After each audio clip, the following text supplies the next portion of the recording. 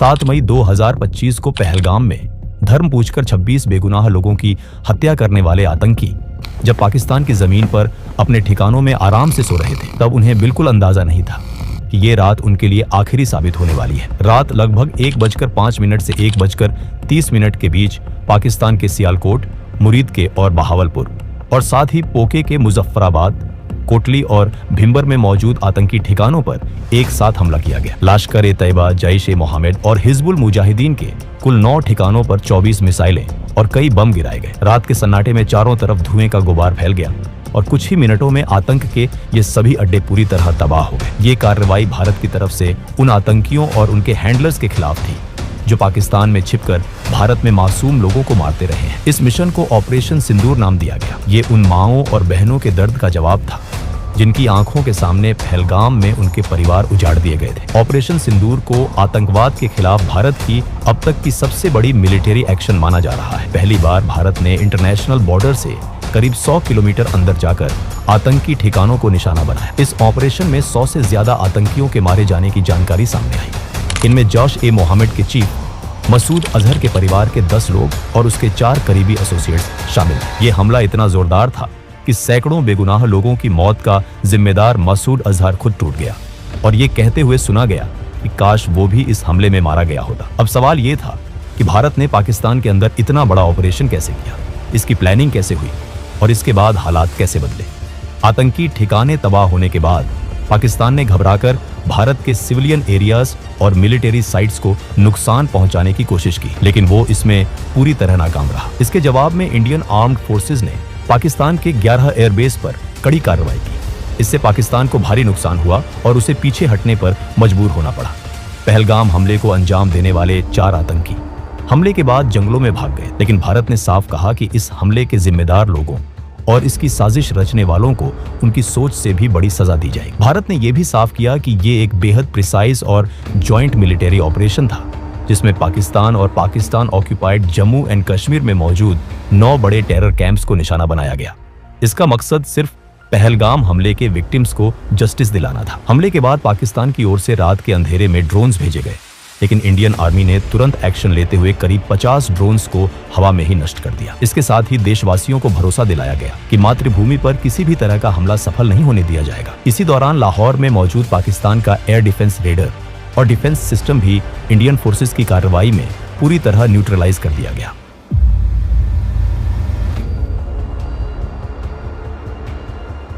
इस पूरी कहानी की शुरुआत 22 अप्रैल 2025 से होती है, जब पाकिस्तान के आतंकी संगठन लश्कर-ए-तैयबा से जुड़े उसके फ्रंट ग्रुप TRF के 5 से 6 आतंकियों ने पहलगाम की बैसरन घाटी को पूरी तरह दहशत में बदल दिया। आतंकियों ने वहां मौजूद लोगों को रोका, उनसे उनका धर्म पूछा और जैसे ही किसी ने खुद को हिंदू बताया, उसे गोली मार दी गई। वो यहीं नहीं रुकी। आतंकियों ने पुरुषों से उनकी धार्मिक पहचान साबित करने के लिए कलमा पढ़ने को कहा। जो लोग कलमा नहीं पढ़ पाए, उन्हें बेरहमी से मार दिया गया। इस तरह सिर्फ धर्म के आधार पर 26 बेगुनाह पुरुषों की जान ले ली गई। ये पाकिस्तान की तरफ से कराया गया कोई पहला आतंकी हमला नहीं था। पिछले 2-3 दशकों में पाकिस्तान स्पॉन्सर्ड टेररिज्म के तहत 2001 parliament attack, 26/11 Mumbai attack, Pathankot, Uri और पुलवामा जैसे कई बड़े हमले भारत में कराए जा चुके हैं। साल 2024 में भी जम्मू कश्मीर के सोनमार्ग, गुलमर्ग और रियासी में हमले हुए थे, लेकिन पहलगाम का हमला इन सब से अलग था। इस बार आतंकियों ने इंसानियत की हर सीमा पार कर दी थी। धर्म के आधार पर की गई इन हत्याओं ने भारत की सहन शक्ति की हद भी पार कर दी। वहीं दूसरी तरफ पाकिस्तान ने हमेशा की तरह वही पुराना खेल शुरू कर दिया। कभी उसने पहलगाम हमले में शामिल आतंकियों को फ्रीडम फाइटर्स बताया, तो कभी भारत पर ही आरोप लगाने लगा। इस बार भारत सरकार ने पाकिस्तान से सिर्फ बयानबाजी करने के बजाय ठोस कदम उठाने का फैसला किया। सबसे पहले डिप्लोमेटिक लेवल पर ऐसे फैसले लिए गए जो पहले कभी नहीं किए गए थे। भारत ने इंडस वाटर ट्रीटी को सस्पेंड कर दिया। पाकिस्तान की करीब 80% खेती योग्य जमीन इंडस रिवर और उसकी सहायक नदियों के पानी पर निर्भर है, जिसे वहां की लाइफलाइन माना जाता है। भारत के पास अब ये अधिकार था कि वो इन नदियों के पानी को रोके या बिना किसी वार्निंग के एक साथ पानी छोड़े। इससे पाकिस्तान को कभी सूखे और कभी बाढ़ जैसी स्थिति का सामना करना पड़ सकता है। इसके अलावा अटारी चेक पोस्ट को बंद किया गया, SVES वीजा रद्द किए गए और पाकिस्तान के खिलाफ 4 और सख्त फैसले लिए गए। पाकिस्तान के सेलिब्रिटीज, क्रिकेटर, मीडिया हाउस और सरकार से जुड़े सोशल मीडिया अकाउंट्स को इंडिया में बैन कर दिया गया। ओटीटी प्लेटफॉर्म से भी सभी पाकिस्तानी फिल्में, शोज और सॉन्ग्स हटाने का आदेश दिया गया। इस बार भारत साफ तौर पर पाकिस्तान के आतंकवाद पर हमेशा के लिए फुल स्टॉप लगाना चाहता था। इसलिए एक तरफ जहां पाकिस्तान को इंटरनेशनल लेवल पर आइसोलेट करने के लिए डिप्लोमेटिक स्टेप्स उठाए जा रहे थे, वहीं दूसरी तरफ आतंकियों के खिलाफ मिलिट्री ऑपरेशन की प्लानिंग को लेकर हाई लेवल मीटिंग्स लगातार चल रही। प्रधानमंत्री नरेंद्र मोदी पहले ही बिहार की एक जनसभा में साफ शब्दों में कह चुके थे कि इस हमले में शामिल आतंकियों और इसकी प्लानिंग करने वालों को उनकी कल्पना से भी कहीं बड़ी सजा दी जाएगी। 2016 में उरी सर्जिकल स्ट्राइक और 2019 में बालाकोट एयर स्ट्राइक के बाद पाकिस्तान को अच्छी तरह समझ आ चुका था कि भारत जरूरत पड़ने पर सैन्य कार्रवाई करने से पीछे नहीं हटता। इसी डर की वजह से पहलगाम हमले के बाद पाकिस्तान को आशंका थी कि इस बार भी भारत जवाबी कार्रवाई करेगा। इसी बीच वो एलओसी पर लगातार फायरिंग करके माहौल बिगाड़ने की कोशिश करने लगा। उसका मकसद साफ था, तनाव बढ़ाकर विदेशी ताकतों का ध्यान खींचना, ताकि न्यूक्लियर वॉर का डर दिखाकर भारत पर दबाव बनाया जा सके और उसे किसी कार्रवाई से रोका जा सके। लेकिन भारत ने इन चालों की परवाह नहीं की। पहलगाम हमले के बाद भारत पूरी गंभीरता से आतंकियों के खिलाफ एक बड़े ऑपरेशन की तैयारी में जुट चुका था। 19 अप्रैल को दिल्ली में एक हाई लेवल मीटिंग हुई।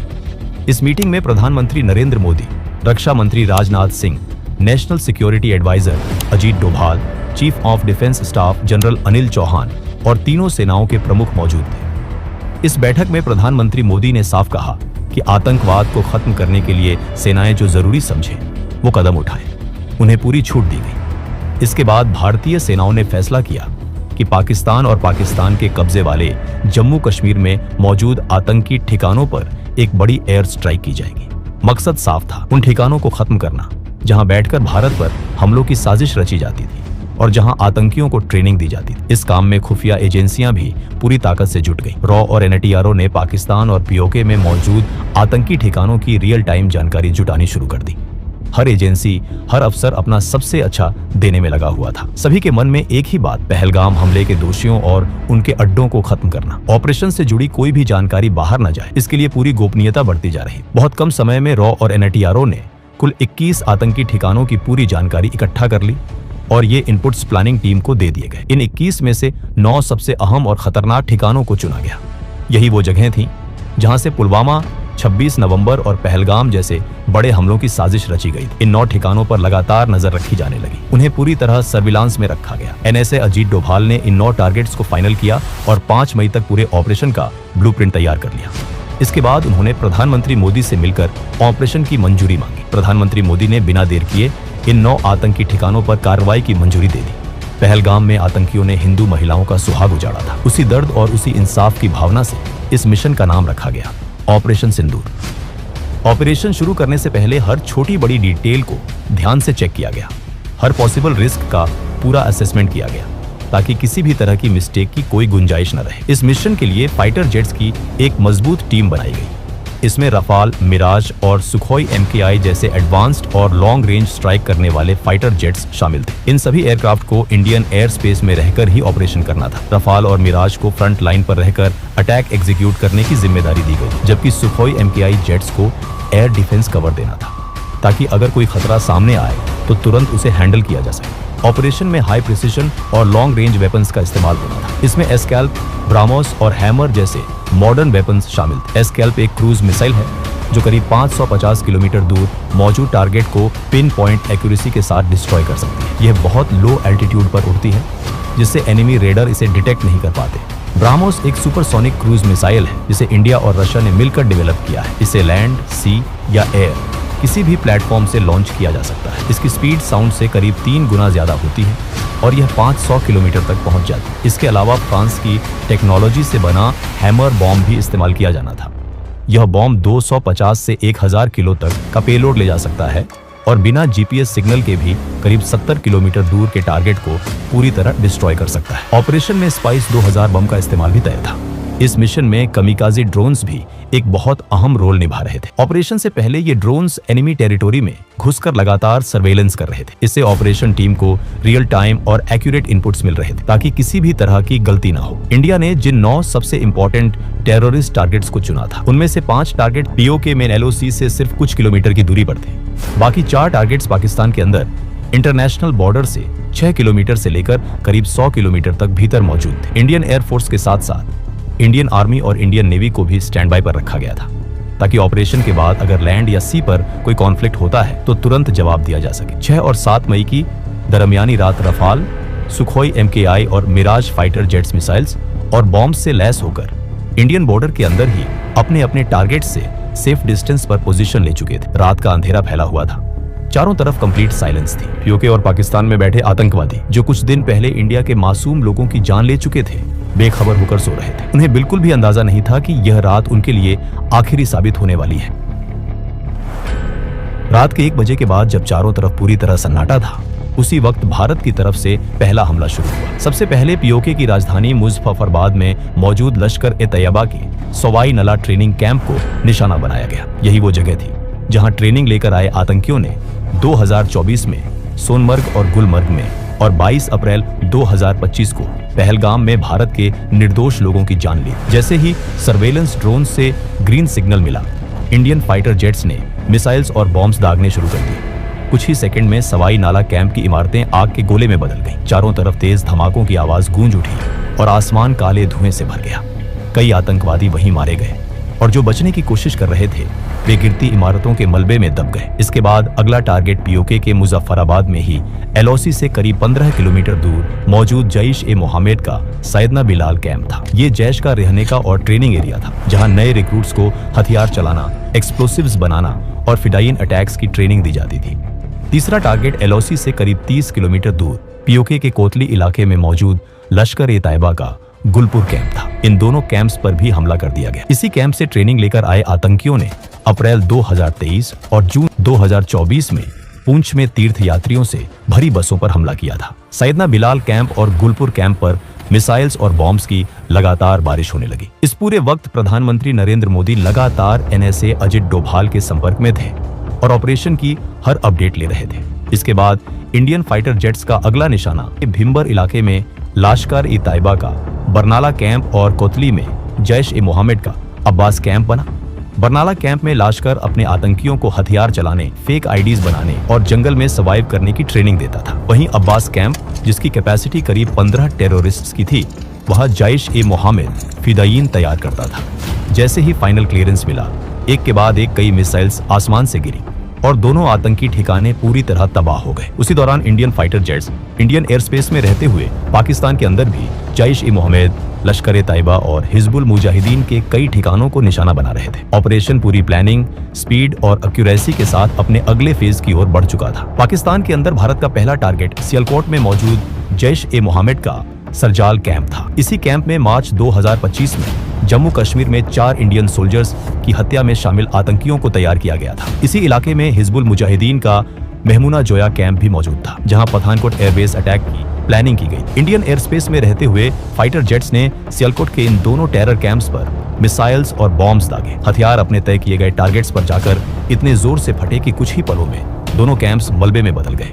इसके बाद इंडियन फाइटर जेट्स ने बॉर्डर से करीब 18 से 25 किलोमीटर दूर मुरीदके में मौजूद लश्कर-ए-तैयबा के सबसे बड़े अड्डे मरकाज-ए-तैयबा कैंप को निशाना बनाया। ये वही जगह थी जहां 1990 से आतंक की जड़ें मजबूत की जा रही थी। यहीं 2008 के मुंबई अटैक के लिए अजमल कसाब और उसके साथियों को ट्रेनिंग दी गई थी। डेविड हेडली और तहावुर राना जैसे कॉन्स्पिरेटर्स को भी यहीं तैयार किया गया था। जब इस कैंप के एग्जैक्ट कोऑर्डिनेट्स सामने आए तो ऑपरेशन से जुड़े जवानों के अंदर सालों से जमा गुस्सा और दर्द और ज्यादा तेज हो गया। ये सिर्फ एक टारगेट नहीं था, बल्कि उन लोगों का ठिकाना था जिन्होंने पूरे देश को दहला दिया था। बिना समय गवाए मिसाइल्स और बॉम्ब्स ने पाकिस्तान एयर डिफेंस रेडर से बचते हुए मरकाज-ए-तैयबा पर हमला किया। जोरदार धमाकों से जमीन कांप उठी, आसमान गूंज गया और कुछ ही पलों में आतंक का यह किला पूरी तरह ढह गया। इन हमलों के साथ भारत पाकिस्तान में चल रहे 8 बड़े आतंकी ठिकानों को खत्म कर चुका था, लेकिन अभी एक सबसे बड़ा और खतरनाक अड्डा बाकी था। यह जैश-ए-मोहम्मद का मेन स्ट्रॉन्ग होल्ड था, जो बॉर्डर से करीब 100 किलोमीटर दूर पाकिस्तान के पंजाब प्रांत के बहावलपुर में मौजूद था। इस कैंप का नाम था मरकाज सुभान अल्लाह, जो जैश-ए-मोहम्मद का हेडक्वार्टर था। यही वो जगह थी जहां जैश का चीफ मौलाना मसूद अजहर पैदा हुआ था और यहीं से उसने अपने टेरर ऑर्गेनाइजेशन की नींव रखी थी। इसी ठिकाने से 2001 parliament attack, Jammu Kashmir assembly attack, 2016 Pathankot airbase attack और 2019 पुलवामा अटैक की प्लानिंग की गई थी। इन हमलों में मारे गए लोगों को सच्ची श्रद्धांजलि देने के लिए इंडिया ने इस टेरर हब पर ब्राह्मोस मिसाइल दागी। कुछ ही मिनटों में जैश के हेडक्वार्टर की इमारतें पूरी तरह तबाह हो गई। इस हमले में मसूद अजहर के कई रिश्तेदार और जैश के टॉप कमांडर्स मारे गए। रात करीब 1:05 पर शुरू हुआ ये ऑपरेशन सिर्फ 25 मिनट में खत्म हो गया। इस दौरान आतंक के कुल 9 बड़े ठिकाने पूरी तरह नष्ट कर दिए गए और 100 से ज्यादा आतंकवादी मारे गए। इस ऑपरेशन में मसूद अजहर का भाई और इंडियन एयरलाइंस IC 814 हाईजैकिंग का मास्टरमाइंड अब्दुल रऊफ अजहर भी मारा गया। इसके अलावा उसके 2 साले और जैश के सीनियर कमांडर्स मोहम्मद यूसुफ अजहर और हफीज मोहम्मद जमील भी इस हमले में ढेर हो गए। इसके अलावा लश्कर-ए-तैयबा के 2 बड़े कमांडर खालिद और मुदस्सर खादियान खास भी मारे गए। भारत के ऑपरेशन सिंदूर का असर इतना गहरा था कि मसूद अजहर पूरी तरह टूट गया। इस हमले में उसके 10 रिश्तेदार और 4 करीबी लोग मारे गए। हालात ऐसे हो गए कि उसने ये तक कह दिया कि काश वो भी उनके साथ मारा गया होता। इस पूरे घटनाक्रम में एक खास बात ये रही कि भारत के ऑपरेशन से करीब 3 घंटे पहले पाकिस्तानी वायुसेना ने सोशल मीडिया प्लेटफॉर्म X पर भारत का मजाक उड़ाते हुए एक पोस्ट डाली थी। उसमें लिखा था, शांति से सो जाओ क्योंकि PF जाग रही है। लेकिन इसके 3 घंटे बाद ही भारत ने पाकिस्तान के आतंकी ठिकानों पर हमला कर उन्हें पूरी तरह तबाह कर दिया और पाकिस्तान को असली मायनों में जगा दिया। ऑपरेशन की सफलता के कुछ ही घंटों बाद 7 मई की दोपहर को भारत सरकार ने एक प्रेस कॉन्फ्रेंस की। इस मंच पर फॉरेन सेक्रेटरी विक्रम मिस्री, भारतीय वायुसेना की विंग कमांडर व्योमिका सिंह और भारतीय सेना की कर्नल सोफिया कुरैशी मौजूद थी। ये कोई सामान्य प्रेस कॉन्फ्रेंस नहीं थी, बल्कि आतंकवाद के खिलाफ भारत का एक मजबूत और प्रतीकात्मक संदेश था। ये संदेश उन आतंकियों के लिए था जिन्होंने पहलगाम में लोगों से उनका धर्म पूछकर उन्हें मारा था और उनकी महिलाओं से कहा था कि जाकर सरकार को बता देना। उसी सोच को जवाब देने के लिए एक हिंदू और एक मुस्लिम महिला अधिकारी को सामने लाया गया। इससे भारत ने साफ दिखा दिया कि वो धर्म के आधार पर बंटा हुआ देश नहीं है, बल्कि एकजुट राष्ट्र है। कर्नल सोफिया कुरैशी और विंग कमांडर व्योमिका सिंह ने लाइव वीडियो सबूतों के साथ बताया कि भारत ने ऑपरेशन सिंदूर के तहत POK में 5 और पाकिस्तान में 4 आतंकी ठिकानों को निशाना बनाया और सभी को पूरी तरह नष्ट कर दिया। ऑपरेशन के तुरंत बाद विदेश मंत्री S जयशंकर और राष्ट्रीय सुरक्षा सलाहकार अजित डोभाल ने अमेरिका, ब्रिटेन, रूस, सऊदी अरब और UAE जैसे देशों को इस कार्रवाई की जानकारी दी। दुनिया के कई बड़े देशों ने भारत की इस कार्रवाई को आतंकवाद के खिलाफ जरूरी कदम बताया। सबसे अहम बात यह रही कि इस बार भारत की विपक्षी पार्टियों ने भी कोई सवाल नहीं उठाया। सभी ने सेना की सराहना की, सरकार का समर्थन किया और आतंकवाद के खिलाफ देश की एकजुटता दिखाई। इसके बाद पाकिस्तान के रक्षा मंत्री ख्वाजा आसिफ ने बयान दिया कि अगर भारत हमले रोक देता है तो पाकिस्तान भी कोई जवाबी कार्रवाई नहीं करेगा। लेकिन उनकी बातों के उलट पाकिस्तानी सेना लगातार LOC पर भारत के रिहायशी इलाकों को निशाना बना रही थी। पाकिस्तान की ओर से सबसे ज्यादा गोलीबारी पुंछ इलाके में हुई। इस फायरिंग में 12 बेगुनाह लोगों की मौत हो गई, जिनमें 4 छोटे बच्चे भी शामिल थे। इसी हमले में भारतीय सेना के लांस नायक दिनेश कुमार भी शहीद हो गए। इतना ही नहीं, पाकिस्तान यहीं नहीं रुका, उसने भारत के खिलाफ एक बड़े सैन्य हमले की भी कोशिश की। 7 और 8 मई की रात के बीच पाकिस्तान ने जम्मू कश्मीर, पंजाब और गुजरात के करीब 15 शहरों में स्थित भारतीय सैन्य ठिकानों, आम नागरिक इलाकों और धार्मिक स्थलों को ड्रोन और मिसाइलों से निशाना बनाने का प्रयास किया। लेकिन भारत पहले से ही पाकिस्तान की मंशा को समझ चुका था और पूरी तरह सतर्क था। जैसे ही ये ड्रोन और मिसाइल भारतीय हवाई सीमा में घुसे, भारत की मजबूत और कई स्तरों वाली वायु रक्षा प्रणाली ने उन्हें आसमान में ही नष्ट कर दिया। पाकिस्तान की यह साजिश पूरी तरह नाकाम हो गई। भारत ने पाकिस्तान को बता दिया कि वो अपने सुरक्षा से कभी समझौता नहीं करता। अगर कोई देश या संगठन भारत की ओर आंख उठाकर देखेगा तो उसका जवाब उसी भाषा में दिया जाएगा।